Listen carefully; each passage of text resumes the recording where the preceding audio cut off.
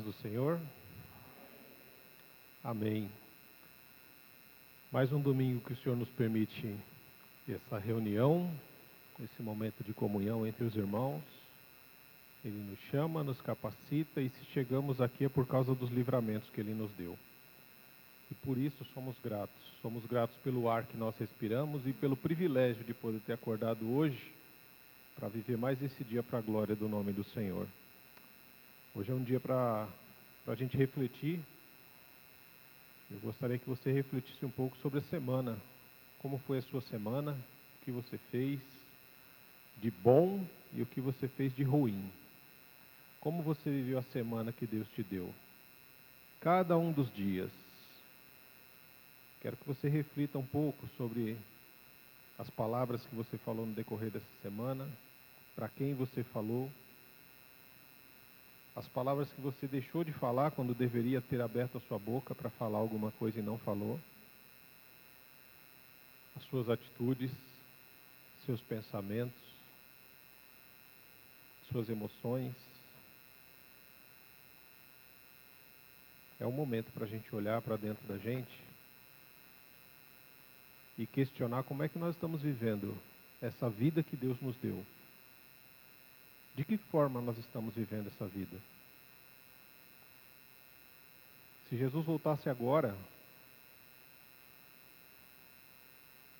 qual testemunho Ele daria sobre você?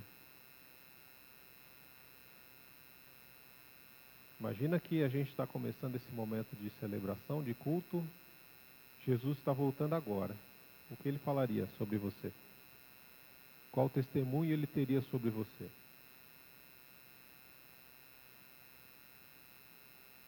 Será que nós seríamos a vergonha do Evangelho?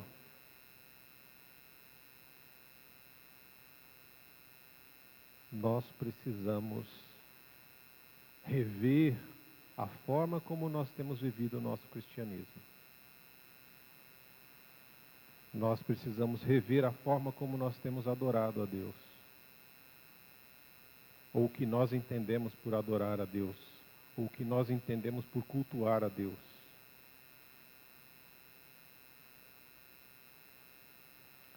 Deus deu o melhor dele para nós. E o que nós estamos devolvendo ao Senhor? Quero te convidar a, nesse momento de oração, olhar para dentro do seu próprio coração, olhar para você, para a sua vida, e falar com o Pai, porque Ele se faz presente aqui, Ele quer ouvir a tua voz. Ele sabe o que você tem feito de bom e de ruim, de certo e de errado. Mas será que você sabe disso? Você já se deu conta disso? Tem um momento que você pode orar ao Senhor e falar para Ele. Abrir o seu coração, rasgar sua alma e permitir que Ele te cure. Porque a confissão traz cura. A confissão, ela acontece quando ela é fruto de um coração arrependido. Quando nós confessamos é porque nós já cansamos de viver a vida de farsas, de mentiras, uma vida de cristianismo superficial. Aí quando a gente cansa de viver isso, a gente corre para Jesus e pede misericórdia, perdão, e se arrepende. E pede que o Senhor faça algo diferente em nós e através de nós, para a glória do nome dEle. Senhor, nós te damos graças por este dia, pelo privilégio que o Senhor nos dá, pelos livramentos que recebemos. Bendito é o nome do Senhor, que nos salva, que nos cura, que nos liberta, que nos reconcilia, que nos restaura. Não porque somos bons, mas porque Jesus é bom. Porque Jesus se entregou em nosso favor. Não porque tenhamos algo a acrescentar, mas sim porque o Senhor Deus quer fazer o melhor em cada um de nós. E tirar o melhor de cada um de nós e fazer com que a imagem de Cristo seja restaurada em nossas vidas. Mas para isso nós precisamos abandonar práticas erradas, práticas antigas, coisas ruins, Senhor, que nós sabemos que elas existem dentro de nós, que nós sabemos que fazemos, mas que parece que estamos acorrentados a isso. Livra-nos, Senhor, em nome de Jesus. Quebra as correntes do pecado nas nossas vidas. Quebra o jugo, Senhor, que colocamos sobre nós, ou que outros colocam sobre nós, Pai. Que em nome de Jesus, Deus, nós possamos realmente compreender a palavra do Senhor, que nos diz que todo aquele que está cansado e sobrecarregado deve ir ao Senhor. O Senhor de maneira alguma vai lançar qualquer um que for procurar ao Senhor longe, mas o Senhor vai acolher a todos. Todos os que invocarem o nome do Senhor. A Tua palavra diz que nós seremos salvos. Por isso invocamos o nome do Senhor nesse momento, Pai. Invocamos o nome do Senhor para lhe pedir perdão. Perdão pelas nossas práticas erradas. Perdão, Senhor, pelos passos errados que temos dado, pelos caminhos tortuosos onde temos trilhado, Pai. Perdão, ó Deus, se não estamos manifestando a glória do Senhor aonde estamos, Deus. Perdão se não temos fome e sede da Tua palavra e da Tua presença. Perdão, Senhor, se não ansiamos alegremente pela comunhão dos santos. Perdão se não temos disposição, ó Pai, de estar na presença do Senhor com um coração grato. Perdão se muitas vezes nos achegamos ao trono da graça, pesados, sobrecarregados pelas ansiedades da vida, Senhor. Tira de nós, em nome de Jesus, esse peso, essa carga, essa angústia, ansiedade, medo ou aflição, Pai. E dá-nos a paz que excede todo entendimento, para que possamos louvar e adorar ao Senhor livres. Porque uma vez que o Senhor nos tornou livres, ó Pai, não é para voltarmos para a escravidão, mas é para viver para a glória do Senhor, anunciando as boas novas do amado Filho, Cristo Jesus. Louvamos o Teu nome, Senhor, e Te agradecemos por tudo que vamos fazer aqui hoje, porque cremos que faremos na direção do Senhor, para a glória do nome do Senhor. Nós oramos em nome de Jesus. Amém.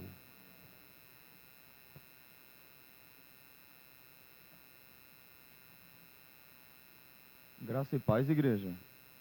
Amém. Irmãos, para esse primeiro louvor, eu quero pedir que os irmãos fiquem de pé e reflitam na letra dele, e reflitam sobre o que ele fala. Amém?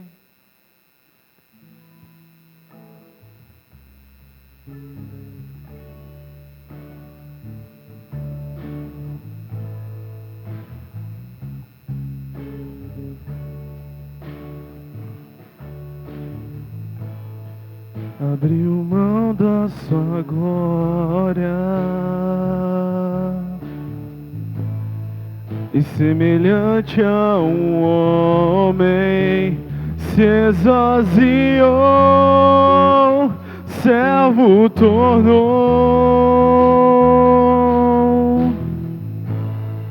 e a si mesmo se humilhou. E como filho obedeceu até a morte, morte de cruz. Mas o grande Deus, o nosso Pai, o exaltou e lhe deu um nome que é sobre todo nome, nos céus e na terra e debaixo da terra. Ao nome de Jesus todo joelho se dobrará e toda língua confessará que Ele é o Senhor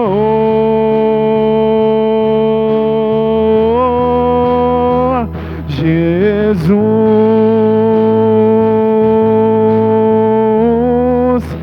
nome sobre todo nome, nome sobre todo nome, Jesus,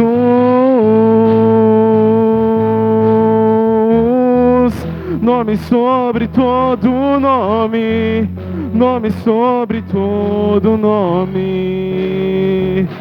Seu nome é maravilhoso, conselheiro, Deus forte, Pai da eternidade e príncipe da paz. Seu nome é maravilhoso, conselheiro, Deus forte, Pai da eternidade e príncipe da paz, Jesus.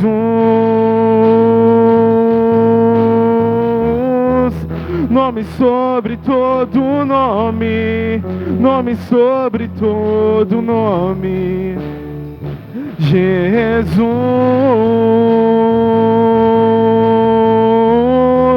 Nome sobre todo nome, nome sobre todo nome. Seu nome é maravilhoso, conselheiro, Deus forte, Pai da eternidade e príncipe da paz. Seu nome é maravilhoso, conselheiro, Deus forte, Pai da eternidade e príncipe da paz, Jesus.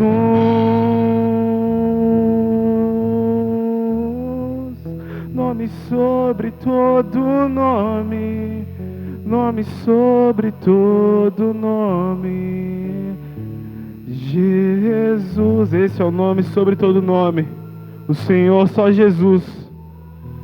Nome sobre todo nome, nome sobre todo nome.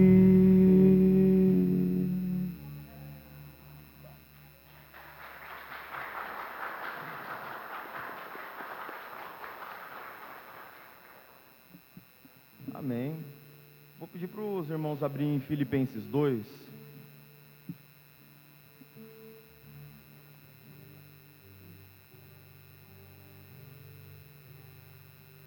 Filipenses 2, e a gente lê a partir do versículo 5.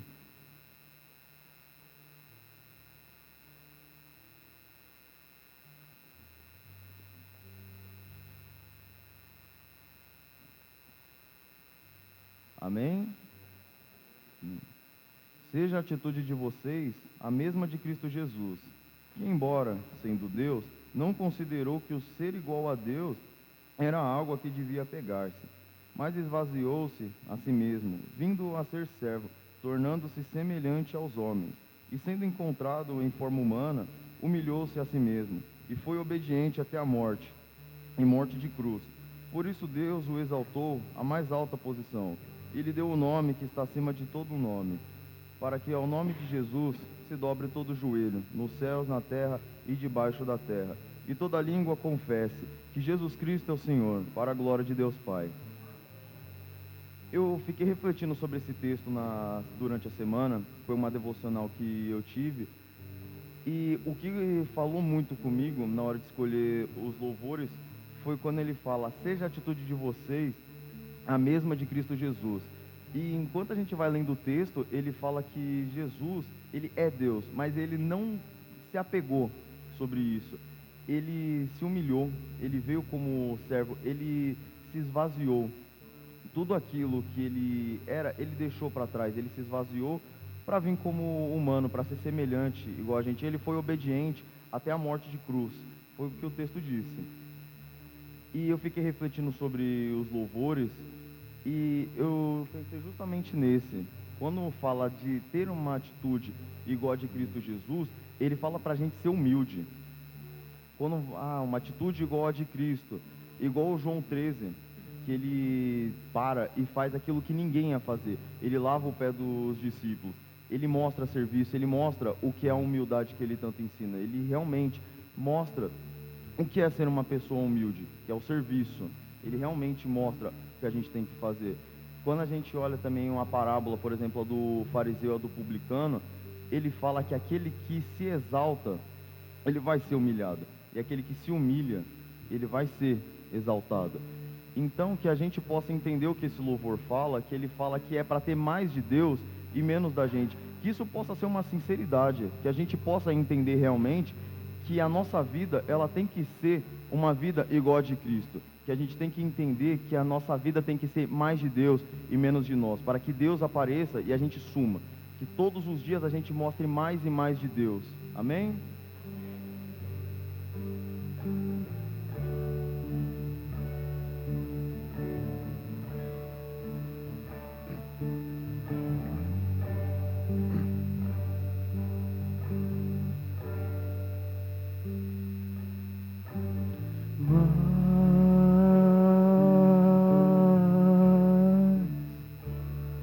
De ti, de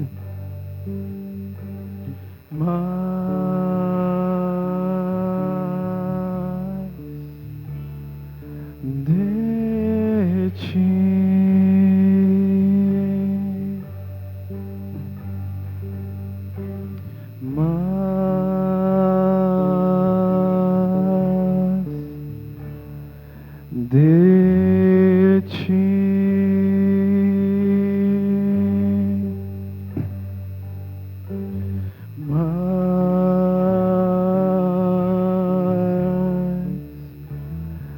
de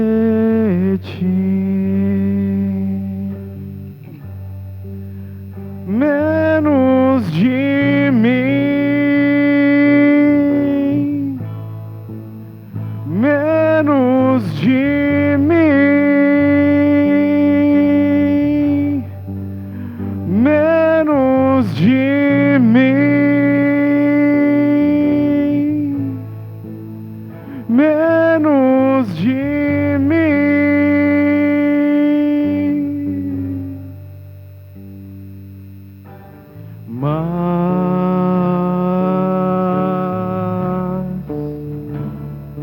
De ti,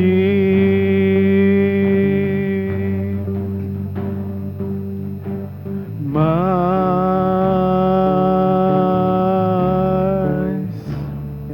de ti, menos de mim, menos de mim, menos de mim, menos de mim. Que ele cresça, eu diminua, que ele apareça e eu me constranja com a sua glória e todo seu amor, infinita humildade, servo de todos os irmãos. Mas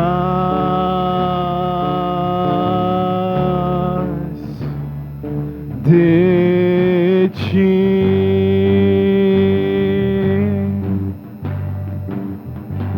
mais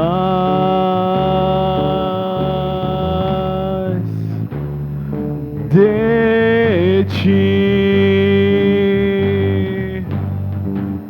menos de mim, menos de mim,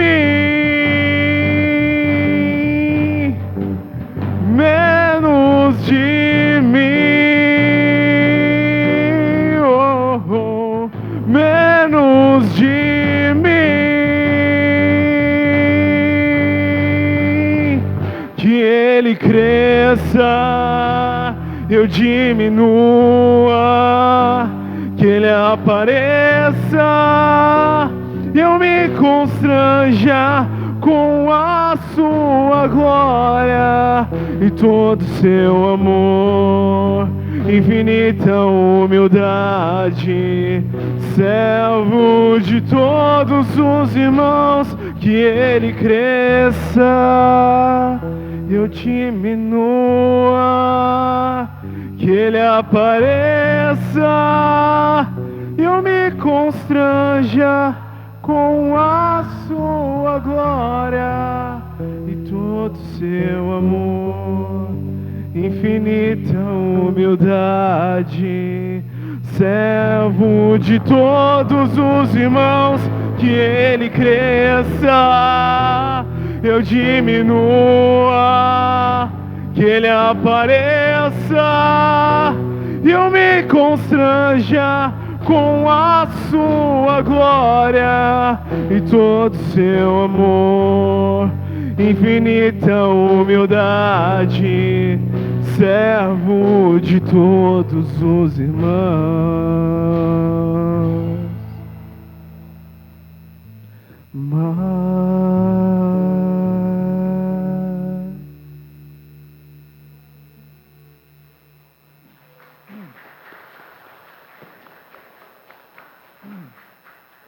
Amém. Os irmãos podem se sentar agora. A gente vai passar para um momento de ofertas. Bom dia, graça e paz a todos. Domingo maravilhoso, né, irmãos? Bom, pelo menos para mim está sendo, espero que esteja para os irmãos também, né?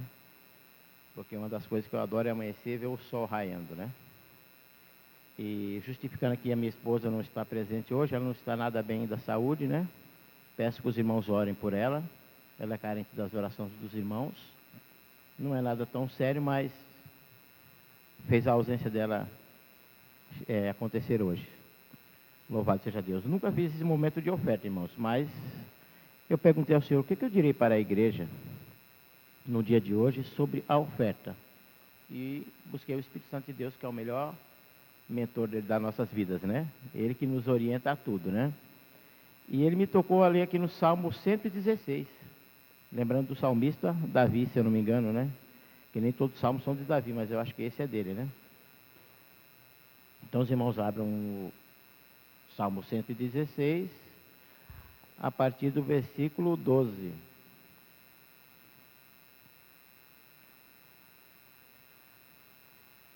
Me fez pensar na minha própria vida, né? Porque nada melhor do que a gente retratar do que acontece na vida da gente. A gente amanhece o dia, muitas das vezes atarefado, uma preocupação com o trânsito, com tantas as situações que vão enfrentar, questões financeiras e tantas coisas. Mas, pela misericórdia de Deus, na parte da manhã eu já comecei a pensar, falei, Senhor, minha esposa pediu que eu trouxesse uma meditação para os irmãos e eu já comecei a pensar, falei, o que eu vou falar? Já comecei a pensar na minha própria vida. De manhã já falei, poxa vida, o Senhor já me preparou à noite. Com a graça de Deus, dormi num cobertorzinho quentinho, já tinha o café pela manhã. Então fui detalhando tudo que o Senhor estava preparando, tudo que Ele tem preparado no dia a dia para mim. Falei, poxa vida. Então eu vou ler o Salmo 116, capítulo 12, que diz, como poderei retribuir ao Senhor todos os seus benefícios para comigo? Elevarei o cálice da salvação e invocarei o nome do Senhor. Cumprirei meus votos para com o Senhor na presença de todo o seu povo. Custa muito ao Senhor ver morrer seus fiéis. Ah, Senhor, bem que eu sou teu servo, sim, sou teu servo, filho de tua serva. Livraste dos meus grilhões. Eu te oferecerei um sacrifício de ação de graça, invocando o nome do Senhor. Cumprirei meus votos para com o Senhor na presença de todo o povo, nos átrios da casa do Senhor, no seu interior, ó Jerusalém. Existem umas outras traduções de Bíblia também que diz assim, que darei ao Senhor por todos os benefícios que me tem feito? Quanto Deus já nos tem dado? A vida, a saúde, o sustento, e em Cristo Jesus Ele nos deu a salvação. Pacote completo, né? O que você trouxe para o Senhor hoje? Adoração? Que o Senhor já mostrou aqui através da palavra dele. Ele provou que Ele deu tudo. Vida, sustento e ainda de presente maior é a salvação, né? Porque muitas das vezes não temos a saúde, ela nos falta. Muitas vezes o alimento não está de acordo com o que a gente queria. Mas o Senhor é sabedor de todas as coisas. Muitas das vezes Ele nos prova para nos ver a fidelidade. O que você trouxe para o Senhor hoje? Eu, quando eu ponho a mão no meu bolso, eu penso na questão financeira, eu observo que a igreja é um organismo que necessita também do dinheiro, sim. A manutenção, há muitas questões. Quando eu vou dar uma oferta, eu ponho a mão no bolso, eu pego a minha carteira, eu verifico a minha conta, eu olho assim e penso, eu espero o Senhor me tocar, como diz a própria palavra. O que Deus propõe no meu coração. E o que Ele propõe no meu coração, Ele fala, Antônio, hoje é 100 que você vai dar. Já não coxia, não pensa duas vezes, pega o 100 e leva. Ah, é 20 que eu vou dar. Então é 20 que eu vou dar hoje, é o que o Senhor tocou no meu coração. O que o Senhor tocou no seu coração? Vai dar 20, vai dar 100? Não importa o valor, mas dê de coração, sem arrependimento, sem nenhum constrangimento. Porque o amor de Deus, como já foi falado no hino hoje, ele constrange. Se a gente for parar para pensar no amor de Deus nas nossas vidas, sacrifício de Jesus e tantas coisas que ele já fez e que está fazendo, a gente fica constrangido, a gente fica envergonhado. Eu, pelo menos, quando chego na presença do Senhor, eu faço com muitas pessoas, eu fico vermelho de vergonha. Falo, Senhor, o Senhor fez tudo isso aí para mim, e o que eu vou trazer para o Senhor? Uma vida de santidade, mas agora estou falando da questão financeira da igreja também. A igreja precisa do dinheiro, ela necessita sim para trocar. Não, Deus não precisa do nosso dinheiro. Deus não, mas a igreja precisa. Amém, irmãos? Pode trazer suas ofertas.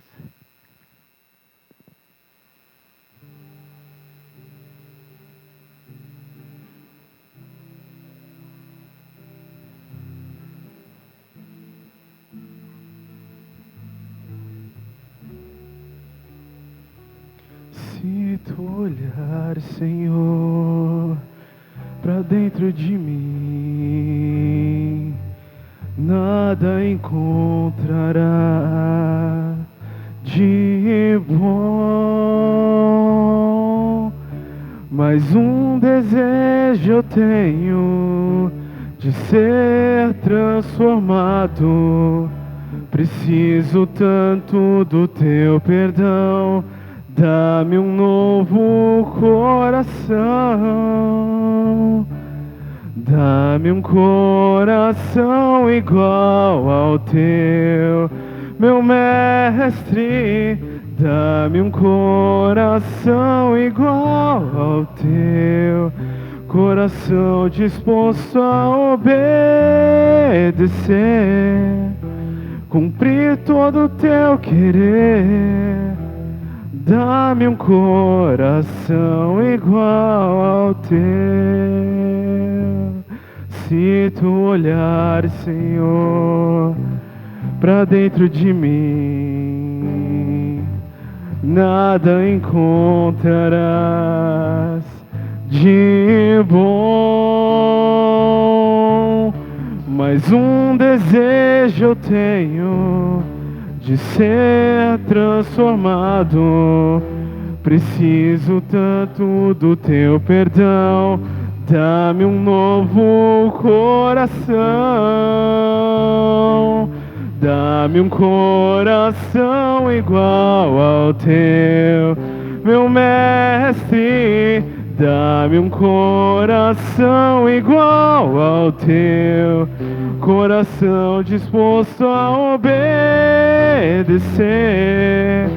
cumprir todo o teu querer. Dá-me um coração igual ao teu. Ensina-me a amar o meu irmão, a olhar com teus olhos, perdoar com teu perdão. Enche-me com teu Espírito, endireita os meus caminhos. Ó Deus, dá-me um novo coração. Enche-me com teu Espírito, endireita os meus caminhos. Ó Deus, dá-me um novo coração. Dá-me um coração igual ao teu, meu mestre. Dá-me um coração igual ao teu, coração disposto a obedecer, cumprir todo o teu querer.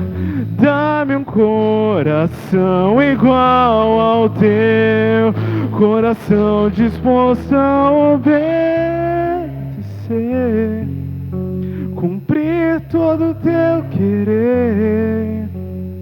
Dá-me um coração igual ao teu.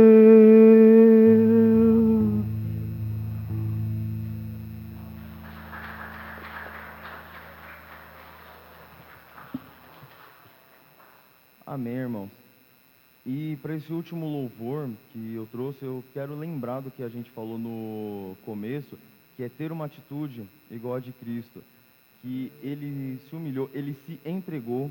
Então, para a gente ter uma atitude igual a de Cristo, a primeira coisa que a gente tem que fazer é se entregar. E essa música que eu peguei assim, eu pensei nela porque ela fala de entregar tudo.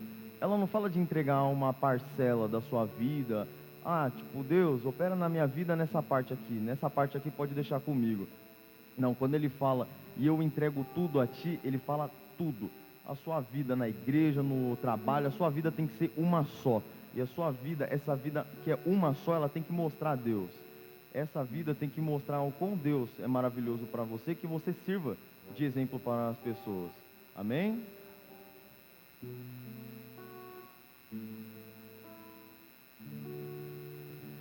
Te dou meu coração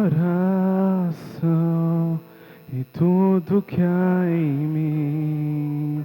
Te entrego meu viver, por amor a ti, meu rei. Meus sonhos rendo a ti e meus direitos dou. Orgulho vou trocar pela vida do Senhor. E eu entrego tudo a ti, tudo a ti. E eu entrego tudo a ti, tudo a ti. Eu canto esta canção de entrega a ti, Jesus, e o que o mundo dá eu deixo aos pés da cruz, por conhecer a ti, teu nome dar louvor, sentir tua alegria, partilhando tua dor. E eu entrego tudo a ti, tudo a ti. E eu entrego tudo a ti, tudo a ti. Eu canto esta canção de entrega a ti, Jesus, e o que o mundo dá eu deixo aos pés da cruz, por conhecer a ti, teu nome dar louvor, sentir tua alegria, partilhando tua dor. E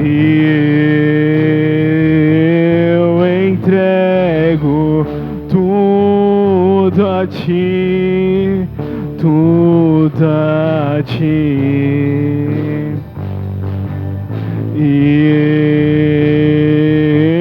eu entrego tudo a ti, tudo a ti. E eu entrego tudo tudo a ti, tudo a ti.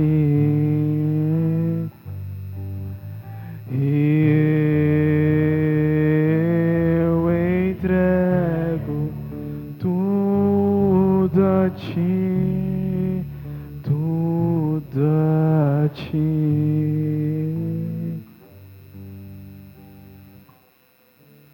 Amém. Santo Deus e misericordioso Pai, nesta manhã, Pai, nós entregamos tudo ao Senhor, Pai. Nós entendemos aqui, Pai, que nós temos que mostrar mais e mais do Senhor, Pai. O desejo do nosso coração é ter mais e mais do Senhor, Deus. Pai, peço que o Senhor continue ministrando aos nossos corações, Pai, durante a ministração, Pai.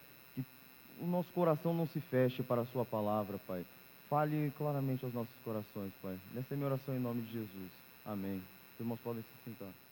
Lucas capítulo 18 para fazer uma pergunta e 17 para responder a pergunta. Lucas 18 para perguntar.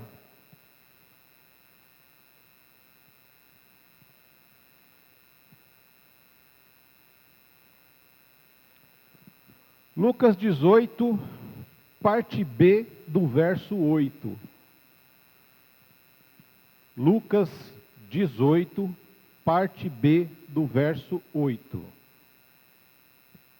Contudo, quando o Filho do Homem vier, encontrará fé na terra? Contudo, quando o Filho do Homem vier, encontrará fé na terra?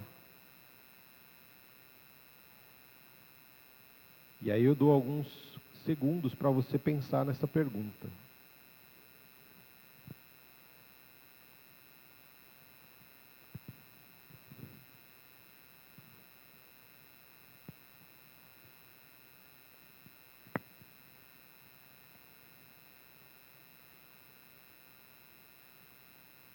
Quando nós pensamos em fé, nessa pergunta, né?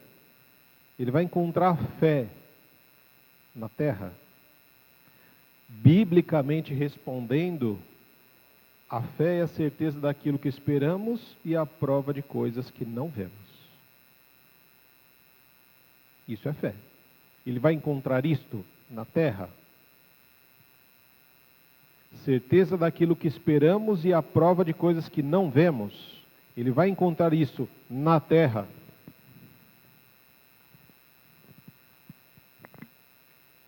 E aí, tem uma outra coisa. Contudo, quando, não é se, é quando, não é se o Filho do Homem vier, mas é quando o Filho do Homem vier. É uma questão de tempo. É uma questão de certeza de que Ele vem. Quando? Pode ser agora, pode ser amanhã, semana que vem, mês que vem, daqui 10, 20, 30 anos, mas Ele virá. É uma questão apenas de tempo. Não é uma questão de si, de condição. É tempo. Quando o Filho do Homem vier, Ele vai encontrar essa certeza e essa prova na terra. Que terra?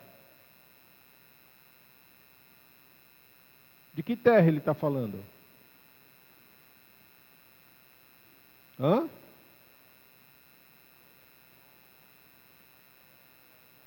Na terra. Nós somos o pó da terra. Ele vai encontrar fé na terra.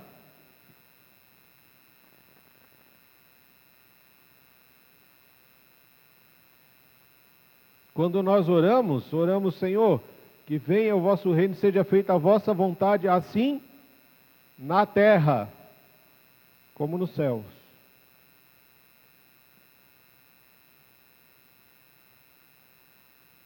Ele vai encontrar fé na terra, e quando essa pergunta é feita, a questão não é se ele vai encontrar cristãos na terra. Mas aqui nem toda a terra vai ser cristã. Vão haver cristãos? Sim, mas nem todo mundo vai ser cristão. E para responder ou tentar compreender um pouco sobre esta pergunta, essa pergunta ela é feita em meio a várias parábolas que Jesus está contando para tentar explicar o que é o reino dos céus para as pessoas que o seguem. Lucas é o livro que mais tem parábolas de Jesus. Depois de Lucas vem Mateus, com uma quantidade também grande de parábolas, mas o livro que tem mais parábolas e em sequência é o livro de Lucas. São várias parábolas que Jesus vai contando, e parábolas são histórias que Jesus vai contar para tentar explicar algo que a gente não tem nem noção do que é. Então ele vai pegar coisas parecidas para tentar comparar com o que vai ser o reino dos céus. No capítulo 17 ele começa falando sobre a necessidade de perdoar e o nosso dever de perdoar. Ele fala de perdão e ele fala de gratidão. Perder, irmão, não é você ganhar nada, mas é você perder algo. Você perde o direito de estar correto sobre alguma coisa, sobre alguém. Perder é abrir mão de estar certo para acolher o outro na comunhão. Gratidão, só é possível você ser uma pessoa grata quando você realmente é grata por aquilo que você tem. Você reconhece que tudo que você tem, você não merecia, mas Deus te abençoa com isso. E aí você se torna grato. Sabe quando a gratidão termina? Quando a gente começa a se comparar com o outro.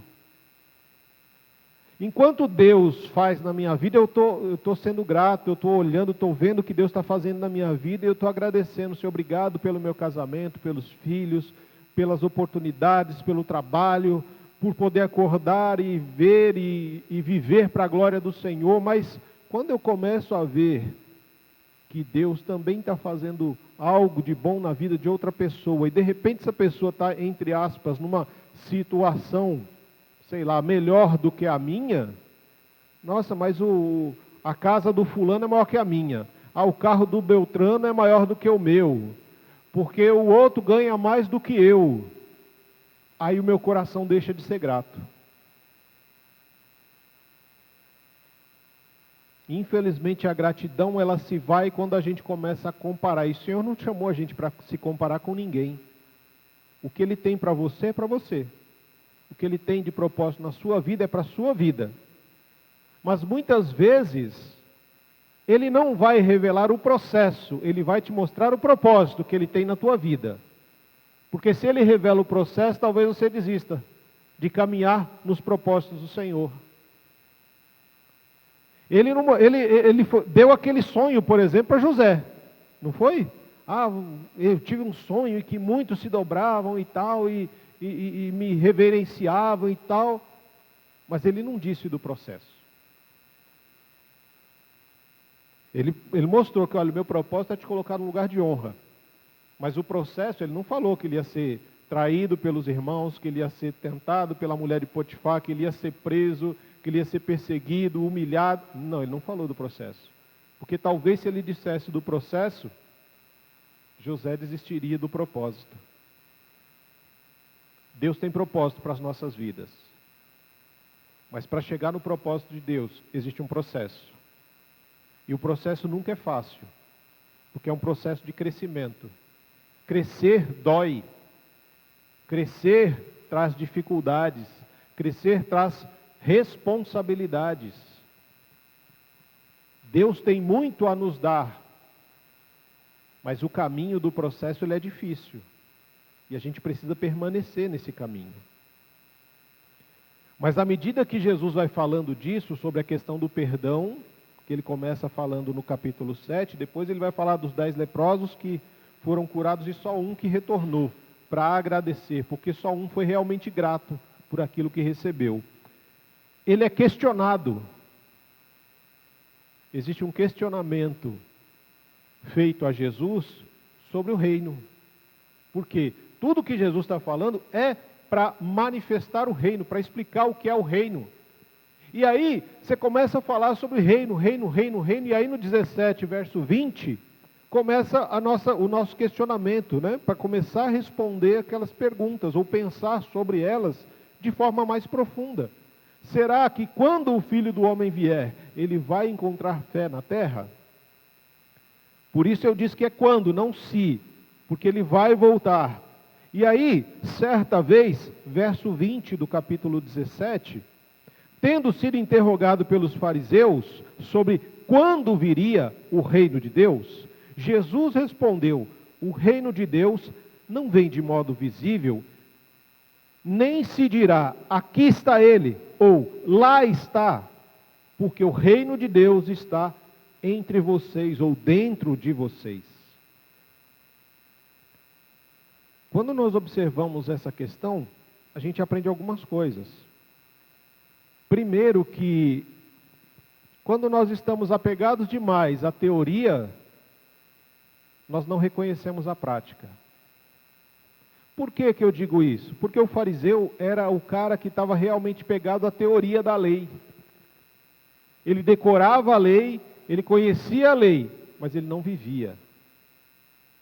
E quando ele é confrontado com alguém que vive a lei, quando ele é confrontado com a lei prática, ele não reconhece a lei.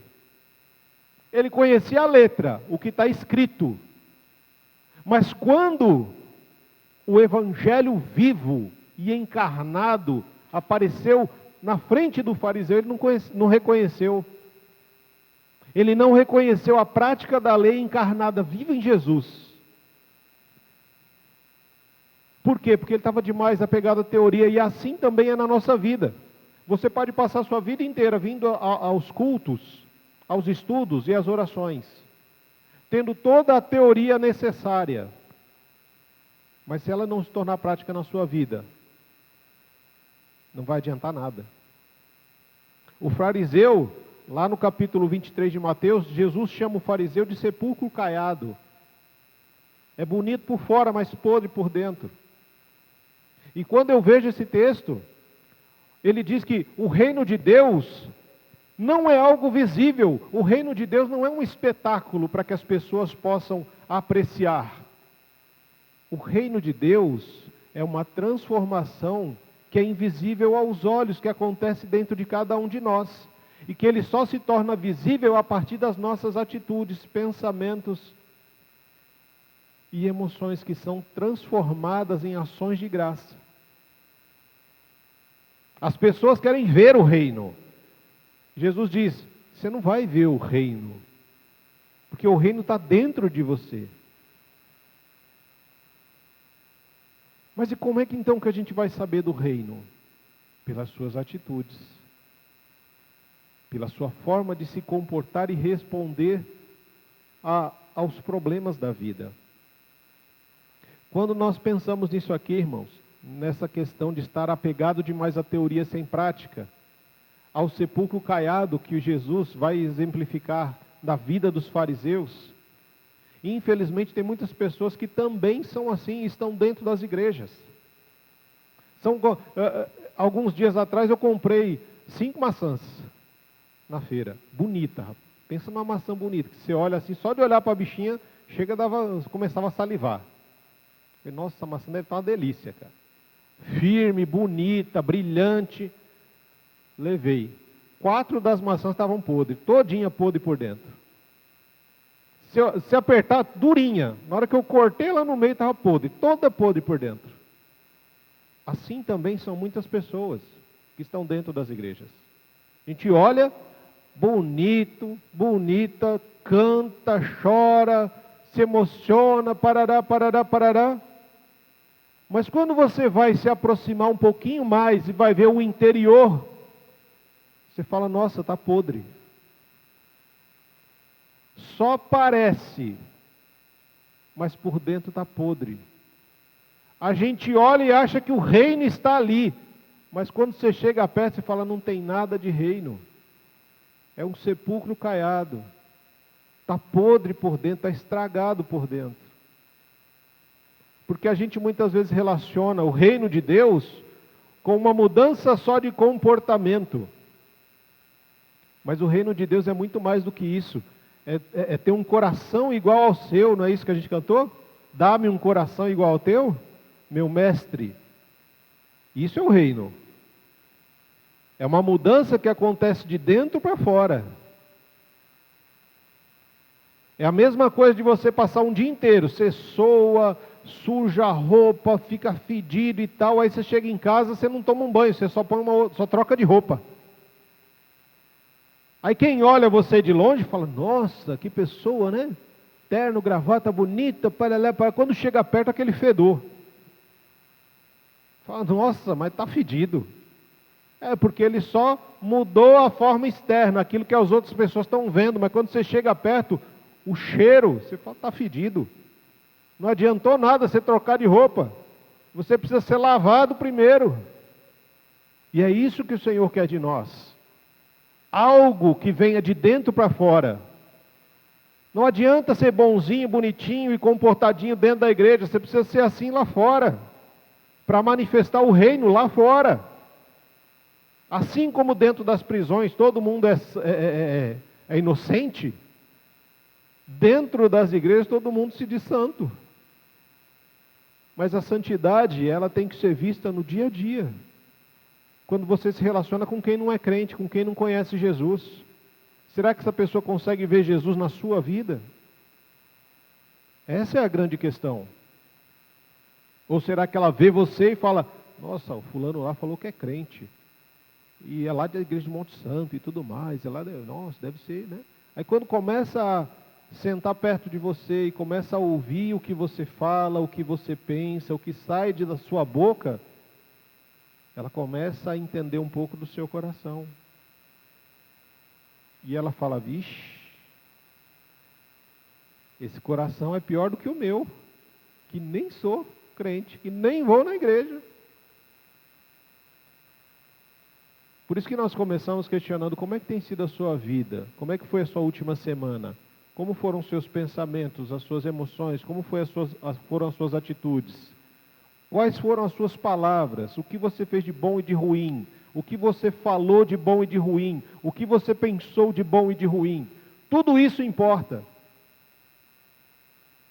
Tudo isso importa. E Jesus nos diz isso claramente aqui quando ele vai responder ao fariseu. O reino de Deus você não é visível. Ah, está ali, está chegando. Ah, está... Não, o reino de Deus não são paredes, são pessoas. Reino de Deus diz respeito a pessoas. Pessoas que foram tocadas, transformadas, regeneradas e que se renderam ao governo do Deus Todo-Poderoso. Isso é o reino de Deus. Mas uma vez que ele respondeu ao teórico, ele começa a falar agora com seus discípulos. Depois que ele respondeu a este fariseu, ele começa a falar para os discípulos.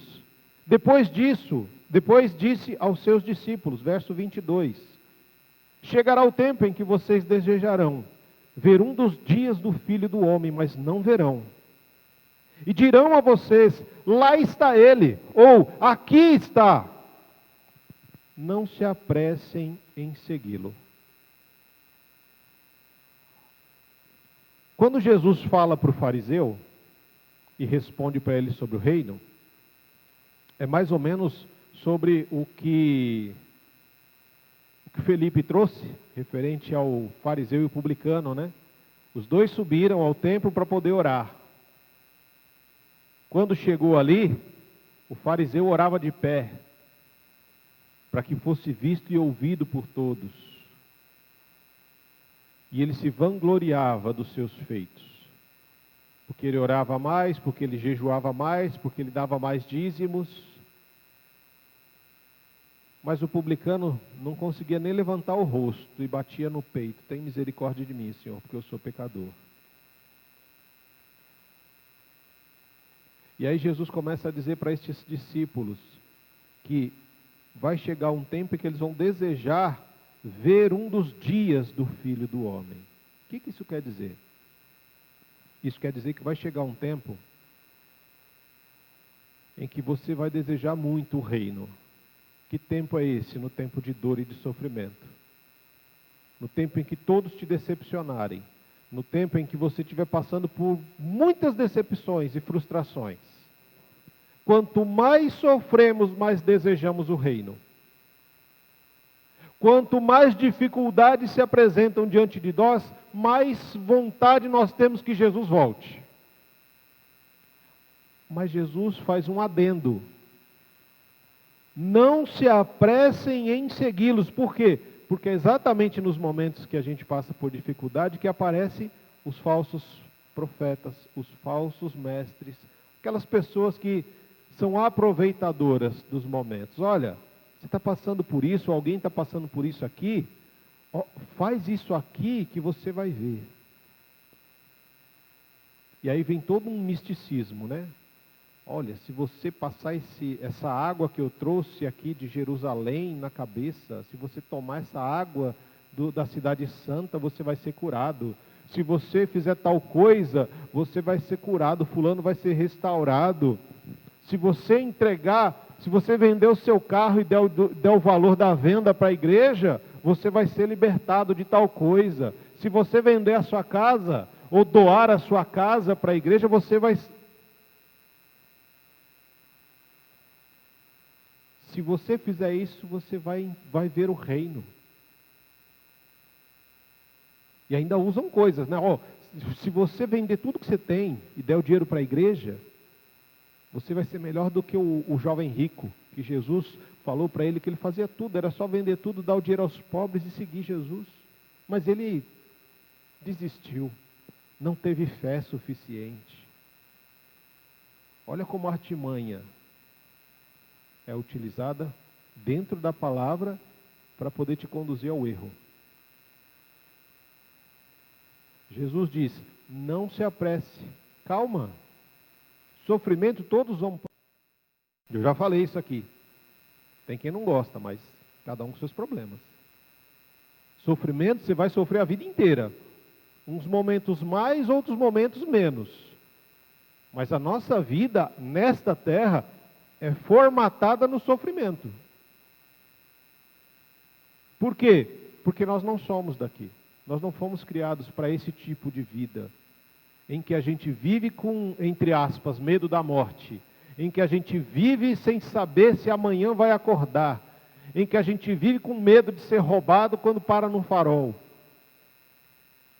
A gente não foi criado para isso, a gente foi criado para viver em liberdade. Foi criado para viver para a glória de Deus, mas infelizmente as nossas decisões, elas têm afetado muito a nossa forma de viver. Então Jesus diz, olha, quando vocês passarem por muitas dificuldades, muitos vão dizer para você, o reino de Deus está aqui, está na minha igreja, está na minha denominação. Sai dessa sua igreja aí que aí é só BO. Não, vem para a minha igreja. Não se apresse. Permaneça onde você está. Não troque a intimidade com Deus por novidades. Tome cuidado. Os falsos profetas estão em todos os lugares. E estão arrebanhando muita gente que não tenha o coração fundamentado na palavra. Por quê? Verso 24. Pois o Filho do Homem, no seu dia, será como um relâmpago, cujo brilho vai de uma extremidade à outra. Mas antes é necessário que ele sofra muito e seja rejeitado por essa geração. Quando você estiver passando por dificuldades, lutas e pressões, irmãos, não acredite em falsas promessas. Existe uma promessa de que o Senhor virá. Jesus vai voltar, e quando isso acontecer, será visível a todos. A todos. Pedro vai descrever isso lá em 2 Pedro, no capítulo 3, sobre o dia do Senhor. Ele vai falar que naquele dia os céus vão se abrir e que serão consumidos pelo fogo. E o Senhor virá. E alguns vão dizer assim, e alguns dizem ainda, mas Esse negócio aí de Jesus vai voltar, esse negócio... Isso é história. Se ele vai voltar, por que ele não voltou ainda? 2 Pedro, lá no capítulo 3, ele vai dizer que a paciência do Senhor é aguardando que todos se arrependam. O Senhor não quer que ninguém se perca, mas que todos cheguem ao arrependimento. A palavra será pregada a todos. A oportunidade será dada a todos. E quando Jesus voltar, irmãos,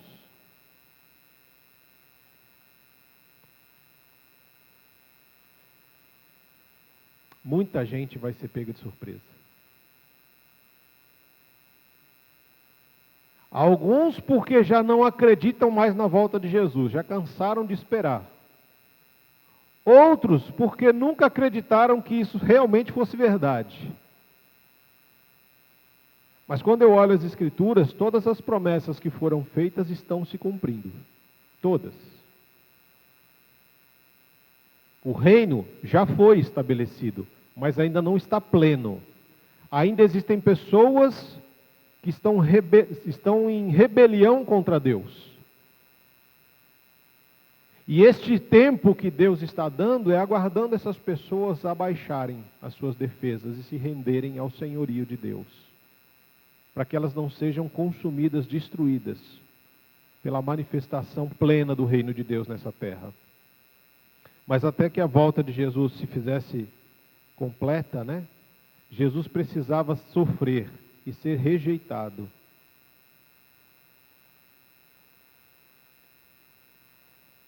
Muitas vezes nós questionamos quando sofremos, mas isso faz parte de ser cristão. Jesus não foi acolhido e amado neste mundo, mas ele foi rejeitado por aqueles a quem ele havia escolhido. E por que você quer ser amado pelo mundo? Por que você não aceita o sofrimento? Eu canso de ver crentes, pastor, porque eu não aceito esse sofrimento, eu não aceito esse... Primeiro, por que você não aceita? Segundo, de onde vem esse sofrimento? Vem da parte do Senhor ou vem do inimigo? Ou vem das suas decisões erradas? Porque se vem do inimigo, realmente não aceite. Busque o Senhor. Se vem das suas decisões erradas, é problema seu. Muda de atitude e de comportamento. Agora, se vem da parte do Senhor, acolha e suporte. Não na sua força, mas na força do Espírito Santo. Porque se esse sofrimento vem da parte de Deus, tem propósito para a sua vida. E o sofrimento faz parte do processo. Lembra? O processo é o problema, o processo é o difícil. O processo causa dor, causa sofrimento, causa frustração, decepção, é o processo. Mas se isso faz parte do propósito de Deus na sua vida, acolha, suporte e clame pelo nome de Jesus para que o Espírito Santo te fortaleça, para atravessar, para aprender aquilo que é necessário que você aprenda. Ser rejeitado nunca é bom, irmão. Ser rejeitado, rejeição é um negócio difícil. Jesus foi rejeitado. E se você já foi rejeitado na sua vida, você sabe do que eu estou falando. E se você nunca foi rejeitado, um dia você vai ser rejeitado. Não é profecia na sua vida. É a realidade da vida do crente. Porque quando o crente vive para Jesus nesse mundo, ele vai ser rejeitado pelos amigos. Às vezes vai ser rejeitado pelo cônjuge, pelos filhos, pelos pais. E essa rejeição vai fazer parte. Mas Jesus nos diz para devolver o mal com o bem. Então, permaneça firme. Assim como, por exemplo, a mulher do capítulo 18, que vai buscar no juiz corrupto, a sua justiça, a justiça a qual ela tem direito. Mas ela vai a um juiz que é corrupto, um juiz que não gosta das pessoas e que só faz aquilo que agrada a ele. E por muito tempo ela busca essa justiça. E ele, quando ele perde a paciência, tamanha a persistência daquela mulher, ele resolve, eu não gosto de gente, não gosto dessas pessoas, e não vou ganhar nada com isso. Mas só para essa mulher parar de me importunar, eu vou fazer o que ela pede. Vou fazer justiça. Essa mulher foi rejeitada várias vezes, essa mulher estava passando por sofrimentos, mas ela buscou a justiça dela no lugar certo. Foi em quem poderia fazer justiça. E aí o Senhor nos ensina que se este juiz corrupto, que não gosta das pessoas e que só faz as coisas por interesse, chegou um momento em que ele teve que fazer justiça, fazer algo bom e correto por causa da persistência daquela mulher, quanto mais um Deus de amor e graça, cheio de misericórdia, Ele não vai fazer o que é justo e certo na vida daqueles que oram dia e noite, buscando a sua justiça no Senhor? Ele está nos ensinando a orar sem cessar, e permanecer e persistir, sem desanimar. Você já parou para pensar que a Bíblia ela não fala para você louvar sem cessar? Ela não fala para você ler a Bíblia sem cessar? Mas ela fala para orar sem cessar. Orar sem cessar é não desanimar diante das dificuldades, irmãos. Porque a oração pode muito na vida do justo e daqueles ao seu redor, desde que essa oração seja fruto de um coração realmente transformado e arrependido pelo poder do Espírito Santo. E aí Jesus continua ensinando, quando ele fala a respeito, olha, assim como foi nos dias de Noé, verso 26, também será nos dias do Filho do Homem. O povo vivia comendo, bebendo, casando-se e sendo dado em casamento até o dia em que Noé entrou na arca, e então veio o dilúvio e os destruiu a todos. Aconteceu a mesma coisa nos dias de Ló. O povo estava comendo, bebendo, comprando e vendendo, plantando e construindo. Mas no dia em que Ló saiu de Sodoma, choveu fogo e enxofre do céu e destruiu a todos.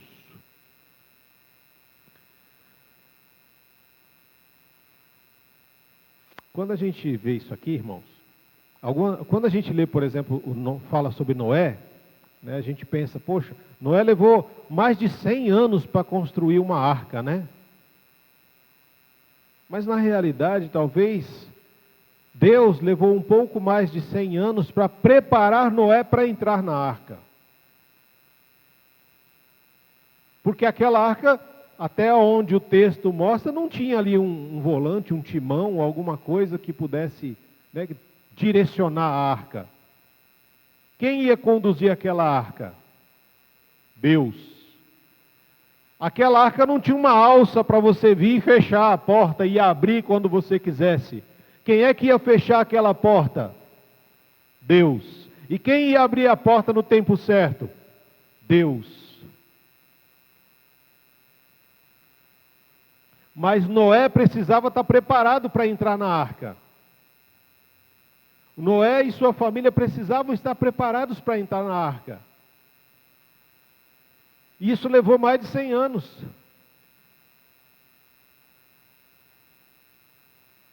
Muitas vezes você quer uma bênção de Deus, mas será que você está preparado para essa bênção? Muitas vezes você ora, eu quero uma esposa assim, eu quero um marido assado, eu quero um namorado, eu quero uma namorada, quero um emprego, mas você está pronto para isso? Você se preparou para isso? A gente olha, por exemplo, a vida de João Batista. Ele passou 30 anos se preparando para pregar por 6 meses. E hoje tem gente que quer fazer 6 meses para pregar 30 anos. Já fiz 6 meses, tá bom. Já estudei 6 meses, agora eu quero pegar 30 anos. você não está pronto. Infelizmente, uma boa parte das pessoas também é assim. Eu quero tal coisa, mas você está pronto para isso? Não. Você ainda tem que passar por um processo. E você tem que ser aprovado no processo. Porque enquanto você não for aprovado no processo, talvez o Senhor não dê.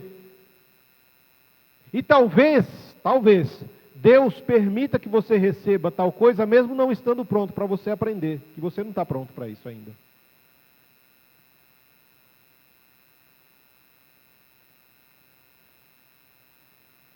Tanto nos tempos de Noé quanto nos tempos de Ló, houve a oportunidade do arrependimento, mas as pessoas desprezaram.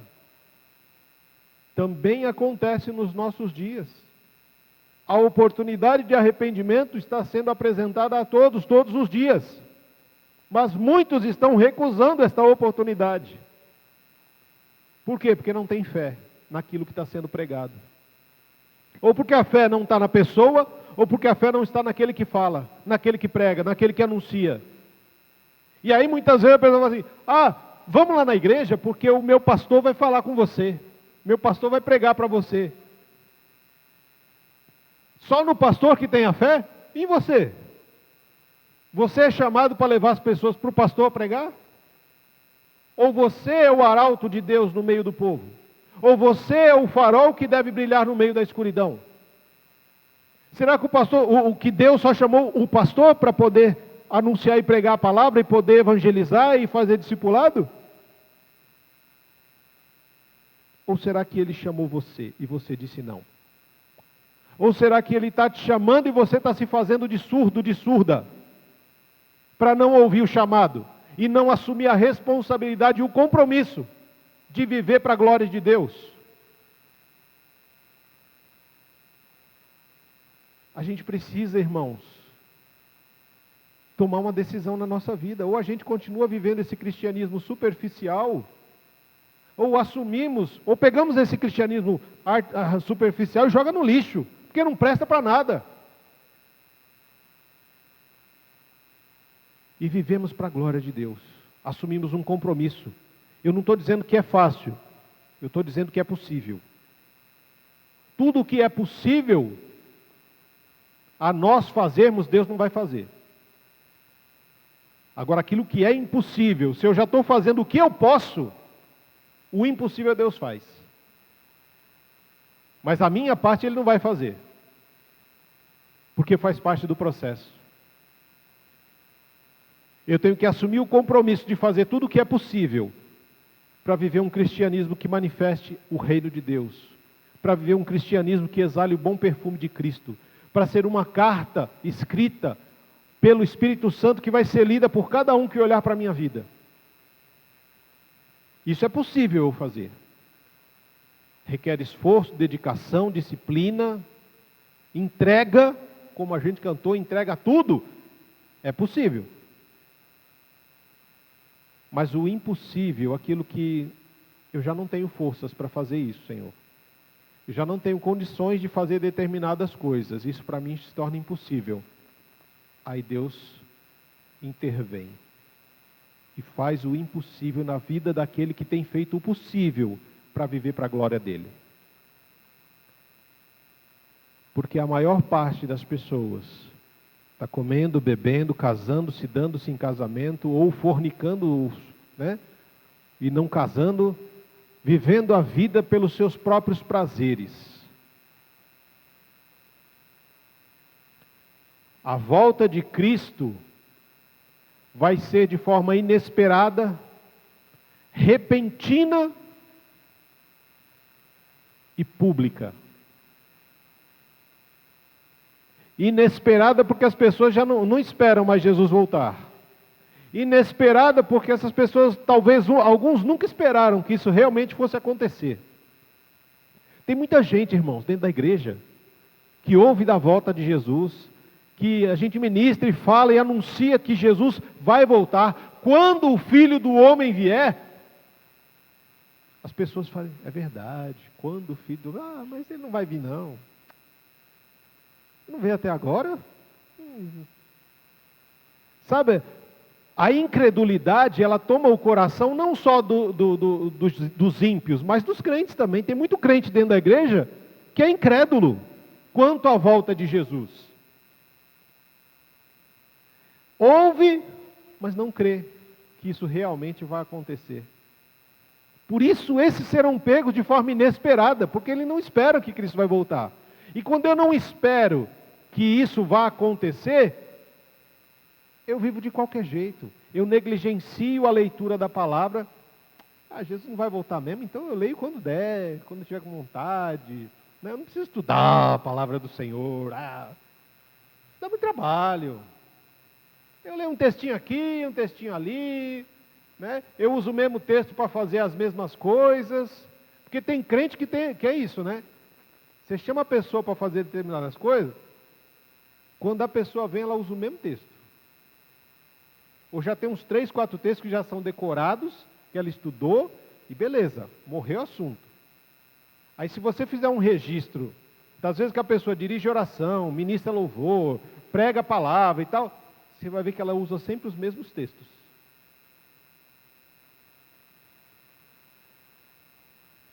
Preguiça.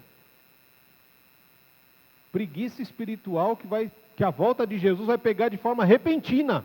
Porque vai ser assim, um estalo.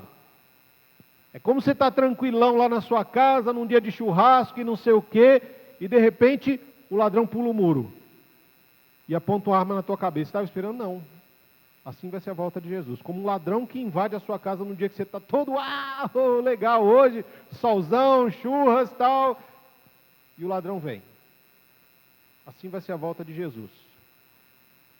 Você vai estar todo despreocupado, despreocupada, vivendo a sua vida, preocupado com as suas prioridades, porque Jesus não é prioridade em muitas vidas. E aí você ouve aquele barulho, trombeta, olha para o céu, fogo. Alguns dizem, que é isso? É um meteoro que está vindo? Porque a gente primeiro vai pela razão. Aí, é um avião que está caindo, é um meteoro, é uma estrela cadente. Alguns vão até fazer pedido, né? É uma estrela cadente, vou fazer um pedido. Não é nada disso, é Jesus voltando. E aí quando você se der conta de que Jesus voltou, já é tarde. O tempo é hoje, a hora é agora.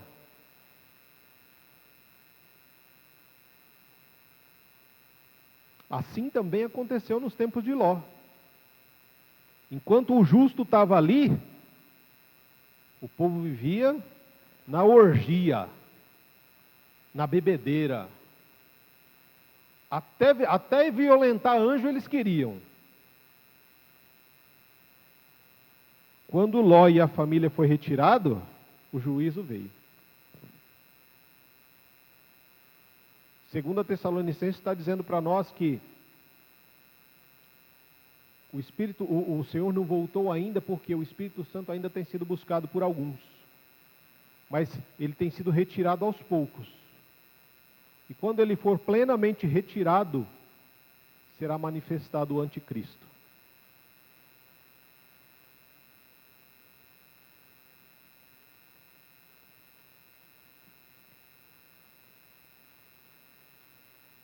Verso 30, acontecerá exatamente assim no dia que o Filho do Homem for revelado. Assim como aconteceu, como fala aqui, choveu fogo e enxofre do céu e destruiu a todos, lá em Sodoma, né? Acontecerá exatamente assim no dia em que o Filho do Homem for revelado. Naquele dia, quem estiver no telhado de sua casa, não deve descer para apanhar os seus bens dentro de casa. Semelhantemente, quem estiver no campo não deve voltar atrás por coisas. Vento. Perdi. Semelhantemente, quem estiver no campo não deve voltar atrás por coisa alguma. Lembre-se da mulher de Ló. O que ele está dizendo aqui? O que eu aprendo com isso? que eu não posso viver uma vida apegada aos bens materiais. Porque se eu estou construindo meu reino nesta terra, eu não tenho lugar no reino dos céus. E o reino dos céus não tem lugar no meu coração. Porque o meu coração vai estar aqui. O seu tesouro está onde está o seu coração. Se eu amo as coisas dessa terra, se eu amo tudo que tem aqui, se eu estou construindo, fazendo e acontecendo, pensando que a minha vida vai ser aqui pela eternidade, eu vou viver aqui muito tempo, louco, ainda hoje pedirão a tua alma, e o que você tem a fazer, o que vai ficar para quem? Você vai levar tudo isso? Não vai. Você passa uma vida inteira construindo coisas para os outros usufruírem.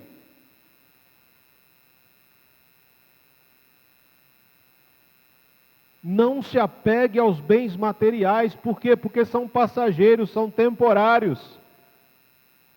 Os bens materiais, nós somos abençoados para sermos abençoadores, irmãos.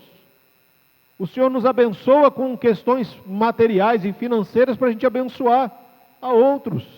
E viver uma vida basicamente tranquila para a glória do nome dEle. Você vê a mulher de Ló. Quase foi salva. Quase. Estava ali vivendo com Ló no meio de Sodoma. Olha, ouviram a mensagem, sai daí, porque quando vocês saírem, eu vou tirar vocês para exercer o juízo em Sodoma. Ele tirou a mulher de Ló de Sodoma. Mas Sodoma não saiu do coração dela. E ela olhou para trás, desejando tudo que ela havia deixado para trás. E ela se torna uma pedra de sal. Sem vida. Porque quando tudo é feito de sal, não tem como a vida ser preservada. Muitas pessoas, infelizmente, também vivem assim. Com uma tal de uma teologia de prosperidade, um evangelho de só vitória sem sofrimento. Essas pessoas estão tão perto de serem salvas, porque apesar de toda a mentira que está sendo contada, elas ainda acreditam em algumas coisas que são verdadeiras. Mas o ambiente em que elas estão pode corromper o seu coração. Muitas vezes você é retirado de determinados ambientes por Deus, porque se você fosse mandado sair de lá, você não sairia. Tem lugares que você está vivendo ou convivendo que você deveria sair, porque não faz bem a você, mas você não tem força para sair. E aí Deus tira você desse lugar, para que esse lugar não afete o seu coração e não te leve a se perder eternamente.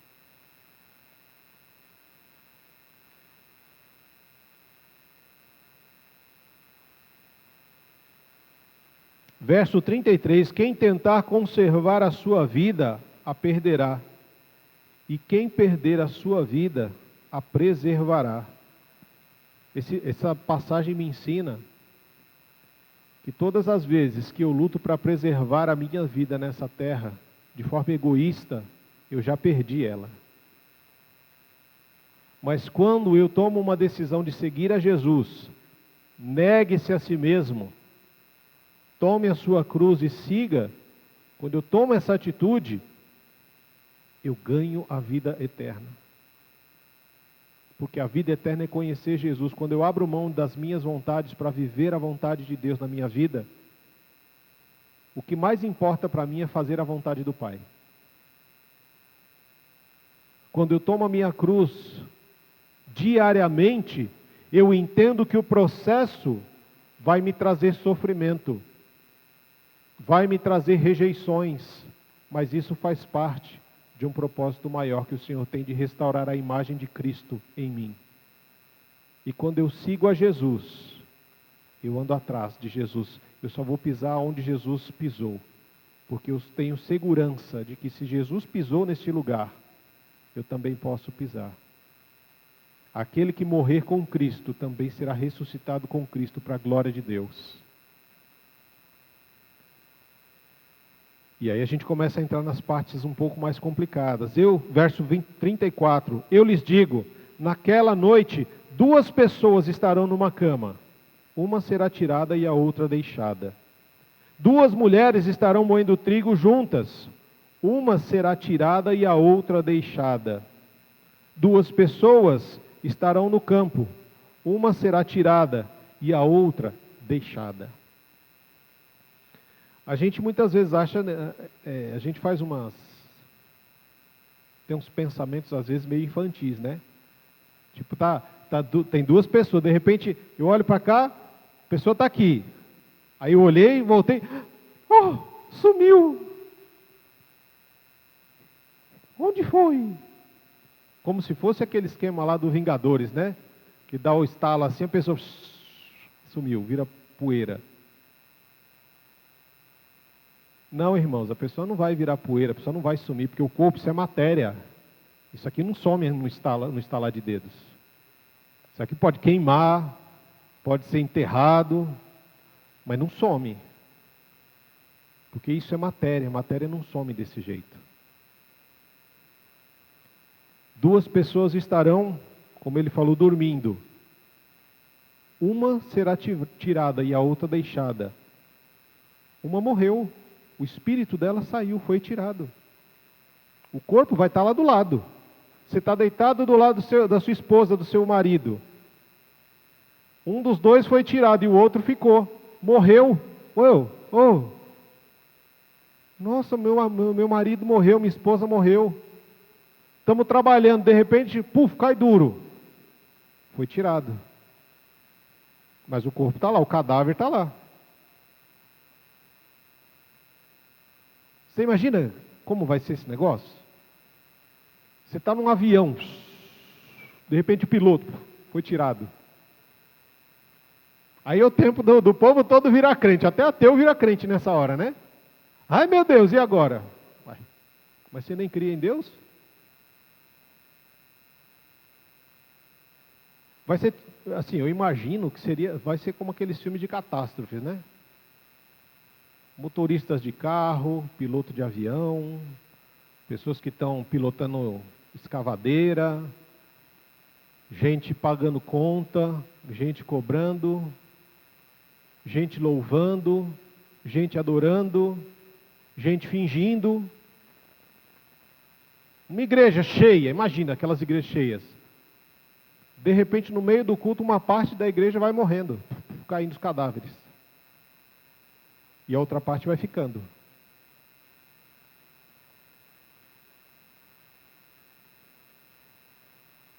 O que isso aqui me ensina?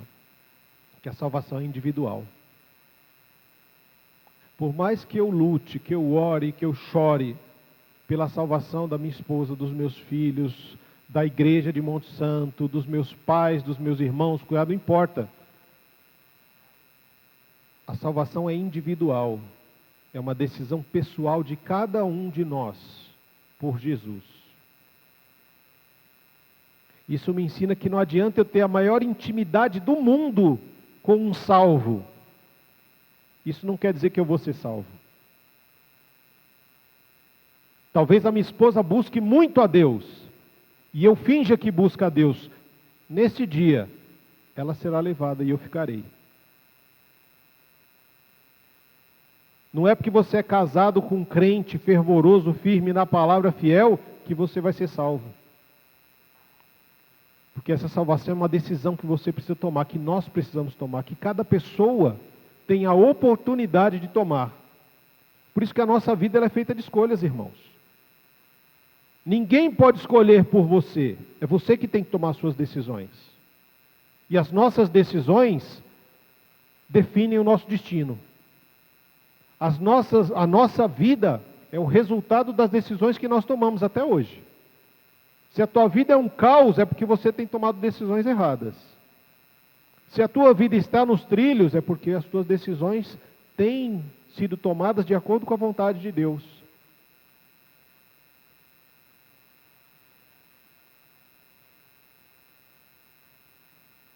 Verso 37.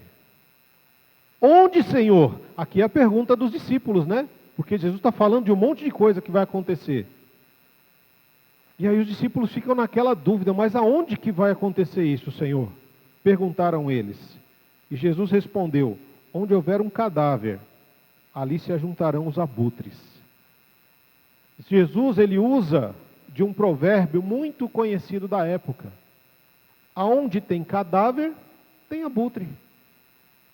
Aonde tem morte espiritual, tem julgamento. Onde houver morte espiritual, tem julgamento, que a morte espiritual é aquilo que Paulo fala lá em 1 Coríntios 11. O autoexame. Que algumas pessoas participam da de forma indigna. E por isso, estão fracos, doentes, ou já estão mortos espiritualmente. Aonde existe morte espiritual, tem juízo, tem julgamento. Quanto maior for a morte espiritual na terra, maior é a probabilidade do julgamento chegar o quanto antes. Por quê? Se existe morte espiritual, o Espírito Santo está sendo deixado de ser buscado. Ele está sendo retirado aos poucos. E quando ele for realmente retirado plenamente da terra, aqueles que têm vida com Cristo e aqueles que estarão condenados receberão a volta de Jesus. Os céus se abrirão, Jesus virá para estabelecer plenamente o seu reino, o reino de Deus. E aí o nosso reino, o reino que nós construímos para nós na terra, será destruído. O reino que o inimigo construiu no nosso coração será destruído plenamente. Porque só pode haver um Rei dos Reis e Senhor dos Senhores, e é Jesus Cristo. Então as nossas decisões, irmãos, elas são individuais e pessoais. É você e Deus. Não vai cair, eu e a minha casa vamos servir ao Senhor. A gente pode até ter esse discurso, porque eu, minha esposa, nós servimos a Deus, os nossos filhos vão ser ensinados no caminho do Senhor, mas isso não quer dizer que eles serão salvos. Por quê? Porque eles podem tomar outros caminhos e outras decisões. Eu não sei o que se passa no coração do outro. Eu male conheço o meu,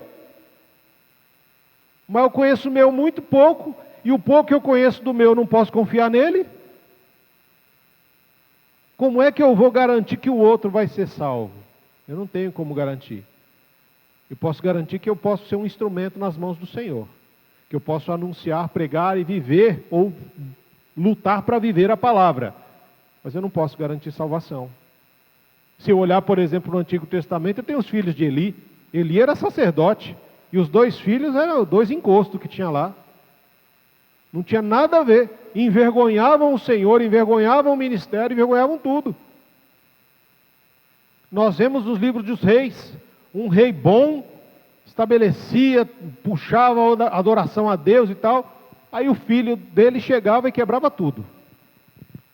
Aí o outro vinha, reconstruía tudo, voltava aos caminhos do Senhor, tal. Aí o filho dele, beleza, o neto, beleza, aí o bisneto chega e é um dos piores que existe. Por quê? Porque é uma decisão que nós tomamos. As nossas decisões definem o nosso destino. E a nossa vida é o resultado das nossas decisões.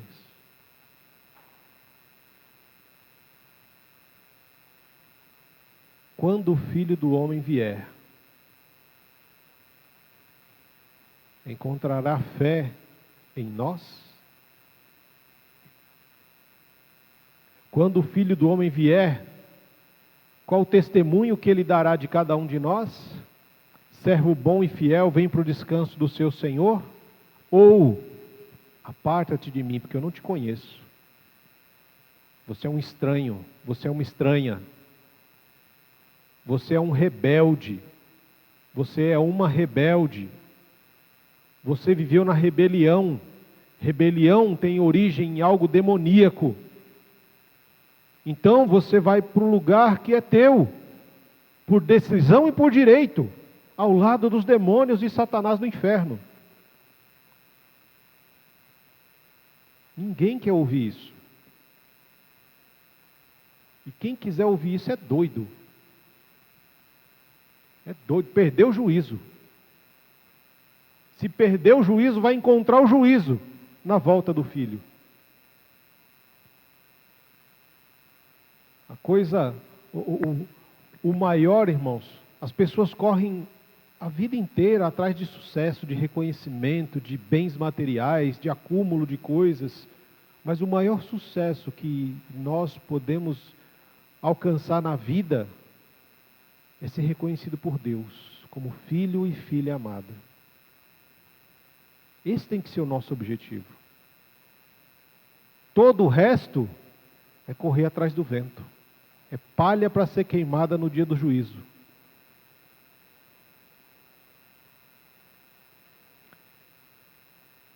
Quando o Filho do Homem vier, ele vai encontrar fé em nós?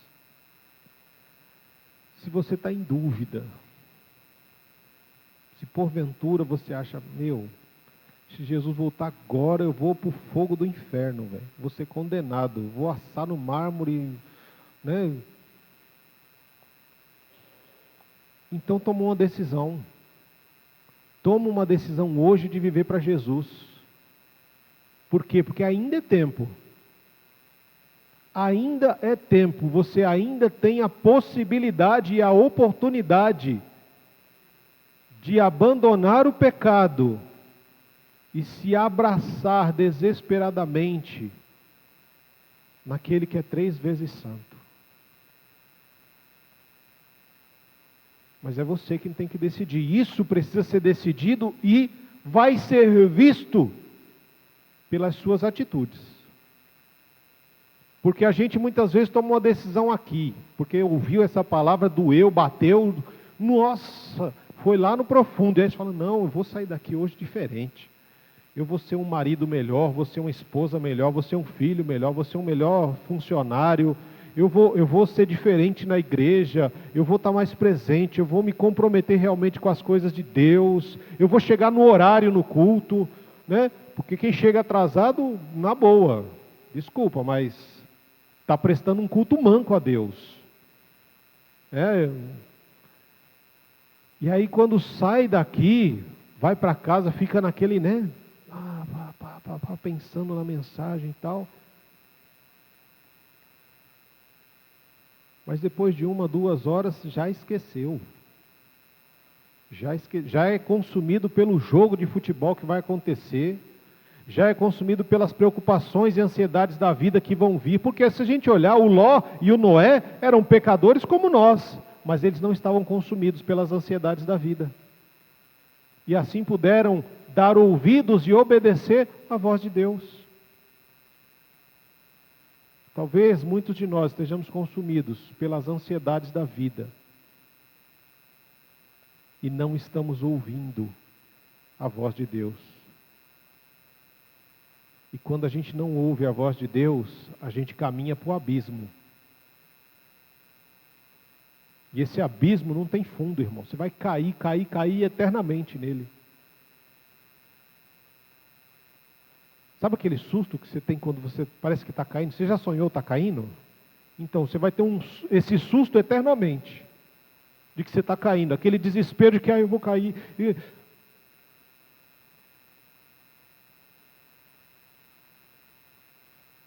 Quando? Não é se. É quando. Porque ele vai voltar. E que tipo de igreja ele vai encontrar? Será que você é a igreja invisível? Aquela que vive para a glória de Deus? Ou será que você é só uma igreja visível, que vive para aparecer para os outros? Para que os outros saibam que você faz parte de um lugar que tem uma placa e faz parte de uma denominação. Que o teu nome está no hall de membros de determinada igreja. Ou você é a igreja invisível que tem o nome no livro da vida? Isso é o que importa. Eu não me importo se o meu nome está no hall de membros da igreja XYZ. Me importa é que meu nome esteja no livro da vida. Isso é o fundamental e o mais importante. Falar em livros, né? Às vezes a gente julga um livro pela capa. Às vezes a gente olha a pessoa, fala, ó, esse aqui é crente. Por quê? Porque ele está bem vestido, está limpinho, está cheiroso e tal. Mas por dentro está podre. Já tem outros que a gente olha, nossa, mas, né? Camiseta meio rasgada, meio desbotada, chinelinho de dedo. Não, isso aí não é crente, não. Isso aí nem entra na igreja. Mas o coração é um coração rendido ao Senhor, muitas vezes. Muitas vezes a gente julga o livro pela capa e perde uma grande história. Porque às vezes a gente não gosta muito da capa. Ah, nem vou comprar, não parece legal. Perde uma baita história. Outros que a gente compra, nossa, mas que capa legal, tem um relevo, tem não sei o quê. Eu já comprei livro assim uma vez. Eu olhei a capa e falei, caramba, esse relevo aqui é muito legal. Passava a mão assim, bonito e tal. Comprei o livro, comecei a ler, falei, nossa, que lixo isso aqui, velho. Não serve nem para suporte de stand, para não ficar a bamba. Nem para isso serviu. Assim também são pessoas. Conheça. Se aproxime. Ame. Porque só assim o mundo vai saber que nós somos discípulos dele. Do Cristo amado.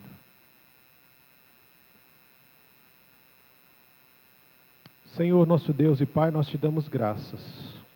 Graças pela tua palavra, graças, ó Deus, por poder ser tocado pelo poder do teu Santo Espírito, Deus, e saber que o Senhor não desistiu de nós. Que se o Senhor fala conosco é porque ainda existe a possibilidade de sermos usados para a glória do teu nome. Senhor, em nome de Jesus, eu invoco o teu nome para pedir perdão pela minha vida e pela vida desta comunidade. Pelas nossas falhas, pelos nossos erros, pela negligência na oração, na palavra, no estudo, na comunhão, no jejum, pela nossa falta de credulidade muitas vezes na sua palavra, Pai. Tem misericórdia de nós, Senhor. Tira de nós toda a incredulidade, toda a dúvida, todo o medo, porque o verdadeiro amor lança fora todo medo. Nos tira, Senhor, o desejo de buscar novidades, mas que possamos nos aprofundar na intimidade contigo. Desperta em cada um de nós, Pai, o compromisso e o desejo, Senhor, pela tua palavra, pela tua presença. Nos leva, Pai, a um compromisso realmente profundo e verdadeiro contigo, Deus. Que todos possam ver o Senhor em nossas vidas, não para aparecermos, mas para que o teu nome seja glorificado e muitos sejam levados à salvação. E que sejamos apenas instrumentos, como cantamos aqui, Senhor. Que o Senhor cresça e que nós possamos diminuir. Porque assim o Senhor será glorificado. Que a imagem de Cristo resplandeça em nossas vidas. E que o anseio, Pai, pela vinda do teu reino seja algo constante em nosso coração e em nossa mente. Que possamos pensar 2, 3, 10, 20 vezes antes de fazer alguma coisa, porque nós sabemos que o Senhor se faz presente conosco em todos os lugares. Nós nunca estamos sozinhos, o Senhor sempre se faz presente. Nos ajuda a pensar em tudo que nós vamos fazer. Antes de fazer, possamos refletir se o Senhor se agrada daquilo ou não. Ah, Senhor, nos leva a uma transformação. Traz vida, realmente vida em abundância, àqueles que buscam o Senhor com intimidade, com persistência, que oram sem cessar, Deus. Limpa a nossa mente de pensamentos maliciosos e impuros. Limpa o nosso coração, Senhor, de sentimentos que não agradam a Ti, Pai. Purifica os nossos lábios de toda palavra torpe, de toda maledicência que possa, Senhor, habitar em nós. Deus Todo-Poderoso, livra-nos de nós mesmos, que nós possamos crucificar o nosso eu, o nosso ego, a nossa vontade, e que a vontade do Senhor seja alimento para as nossas almas, e combustível para o nosso coração, Pai. Que o amor de Deus transborde em nós. Que a graça de Cristo Jesus nos constranja. Que a comunhão e a consolação do Espírito Santo nos acolha dia após dia e nos fortaleça como corpo de Cristo, como igreja invisível para a glória do nome do Senhor. Assim nós oramos em nome de Jesus.